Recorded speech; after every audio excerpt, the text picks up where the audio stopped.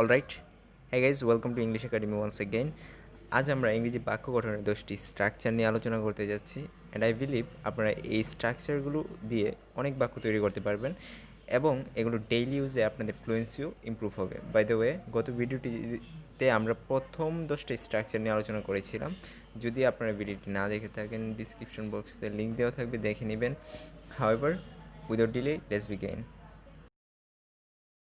This one, would you mind plus ভার্বের সাথে ING plus extension, যার অর্থ হলো কাউকে সম্মান দেখিয়ে কোনো কিছু প্রস্তাব করা বা চাওয়া। যদি ভদ্রভাবে কাউকে সুপারিশ করতে চান তখন কিন্তু আপনি এই এক্সপ্রেশনটি ইউজ করতে পারেন, উড ইউ মাইন্ড প্লাস ভার্বের সাথে আইএনজি, অথবা উড ইউ প্লিজ প্লাস ভার্বের বেস ফর্ম। ফর এক্সাম্পল, আপনি যদি কিছু মনে না করেন আমার কাজে সাহায্য করবেন, would you mind giving me a hand at my work, অথবা অথবা আপনি বলতে পারেন would you please give me a hand at my work, আপনি কি আমার কাছে সাহায্য করবেন। আপনি যদি কিছু মনে না করেন আমাকে এক গ্লাস পানি দিতে পারবেন, would you mind giving me a glass of water. আপনার নামটি বলবেন কি, would you mind telling me your name, or would you please tell me your name.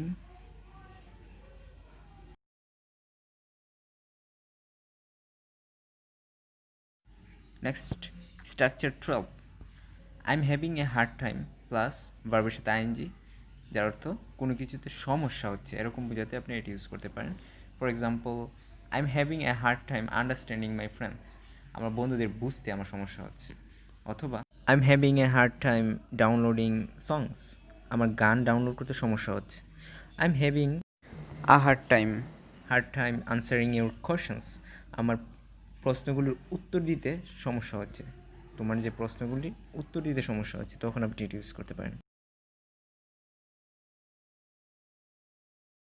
After that, subject plus need to plus verb one plus object, কোনো কিছু প্রয়োজন বোঝাতে আমরা এই স্ট্রাকচারটি ইউজ করতে পারি। যেমন, I need to learn English, আমার ইংলিশ শেখা প্রয়োজন। I need to buy a book. আমার একটি বই কেনা প্রয়োজন। I need to help him, আমার তাকে সাহায্য করা প্রয়োজন।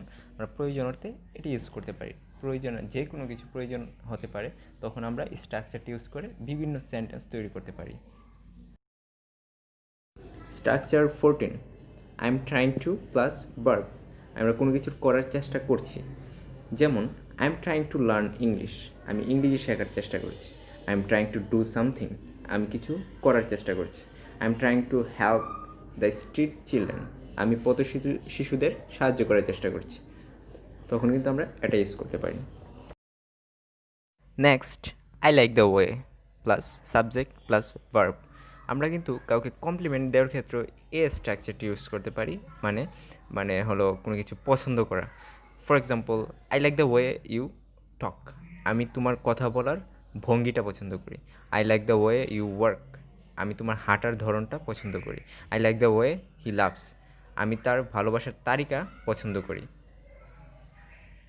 আমরা কিন্তু এই স্ট্রাকচারটি দিয়ে অনেক কমপ্লিমেন্ট কাউকে দিতে পারছি। Next, will be able two plus verb one, যার মানে হলো আমি পারবো। উদাহরণস্বরূপ হিসাবে, আমি করতে পারবো, I will be able to do, আমি আসতে পারবো, I will be able to come, আমি যেতে পারবো, I will be able to go, আমি যেতে পারবো না, I won't be able to go. এটা কিন্তু আমরা সক্ষমতা বোঝাতে ব্যবহার করতে পারি, I will be able to. Structure 17, it's high time plus subject plus ভার্বের ফার্স্ট ফর্ম প্লাস এক্সটেনশন, এখনই আমাদের ইংরেজিতে কথা বলার উপযুক্ত সময়। It's high time to spoke English, যার মানে কোনো কিছু করার এখনই উপযুক্ত সময়। উদাহরণস্বরূপ হিসাবে, এখনই আমার ইংরেজিতে কথা বলার উপযুক্ত সময়। It's high time I spoke English. কোনো কিছু করার উপযুক্ত সময় বোঝাতে কিন্তু আমরা এই স্ট্রাকচারটি সুন্দরভাবে ইউজ করতে পারি। উদাহরণস্বরূপ হিসাবে, এখনই আমার ইংরেজিতে কথা বলার উপযুক্ত সময়। It's high time I spoke English, এখনই আমার ইংরেজি শেখার উপযুক্ত সময়। It's high time we learned English, এখনই তোমার সেখানে যাওয়ার উপযুক্ত সময়। It's high time you went there, এখন structure 18, if I were you I would plus verb, যার অর্থ হলো মানে যেটা আপনি কল্পনা অর্থে আমি যদি তোমার জায়গায় হতাম সেই ক্ষেত্রে ব্যবহার করতে পারেন। অনেক সময় আমরা বলি না যে আমি যদি তোমার জায়গায় হতাম আমি ওইটা করতাম, আমি যদি তোমার জায়গায় হতাম আমি ওইটা করতাম। ঠিক তেমনই আমরা যদি এটা ইউজ করতে চাই আমরা এটা ইউজ করতে পারি। For example, if I were you I would enjoy my vacation, আমি যদি তোমার স্থানে থাকতাম তবে আমার ছুটি উপভোগ করতাম। If I were you I would continue working until it is done, আমি যদি তোমার স্থানে হতাম তাহলে কাজটি শেষ না হওয়া পর্যন্ত আমি চালিয়ে যেতাম। If I were you I would answer the question, আমি যদি তোমার স্থানে হতাম আমি এই প্রশ্নটির উত্তর দিতাম। আফটার দ্যাট, কেউ কোনো কিছুতে পারদর্শী বা দক্ষ অর্থে আমরা কিন্তু গুডেট ব্যবহার করতে পারি।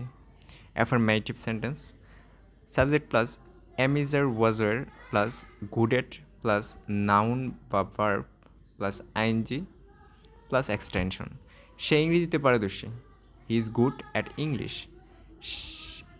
এক সময় আমি সাঁতারে দক্ষ ছিলাম, once I was good at swimming. সে ইংরেজিতে কথা বলার পারদর্শী, he is good at speaking English. তারা ক্রিকেট খেলায় দক্ষ, they are good at playing cricket. Last one, structure 20, I feel like plus verb plus ING. আমার কোনো কিছু করতে ইচ্ছা হচ্ছে, তখন কিন্তু আমি আমার যদি এক্সপ্রেশনটা আমি ইংরেজিতে প্রকাশ করতে চাই তখন আমি বলতে পারি আই ফিল লাইক ইটিং, আমার খেতে ইচ্ছে হচ্ছে। আই ফিল লাইক স্লিপিং, আমার ঘুমাতে ইচ্ছা হচ্ছে। আই ফিল লাইক রিডিং, আমার পড়তে ইচ্ছা হচ্ছে। আই ফিল লাইক গসিপিং, আমার গল্প করতে ইচ্ছা হচ্ছে অথবা আড্ডা দিতে ইচ্ছা হচ্ছে। আশা করি আপনারা এই স্ট্রাকচারগুলো ইউজ করে এখন নতুন নতুন বাক্য তৈরি করতে পারবেন এবং আপনাদের প্র্যাকটিসের জন্য আপনারা প্রত্যেক স্ট্রাকচারগুলো ফলো করে এক্সাম্পল দিতে পারেন কমেন্ট সেকশনে প্র্যাকটিসের জন্য। Thanks for watching.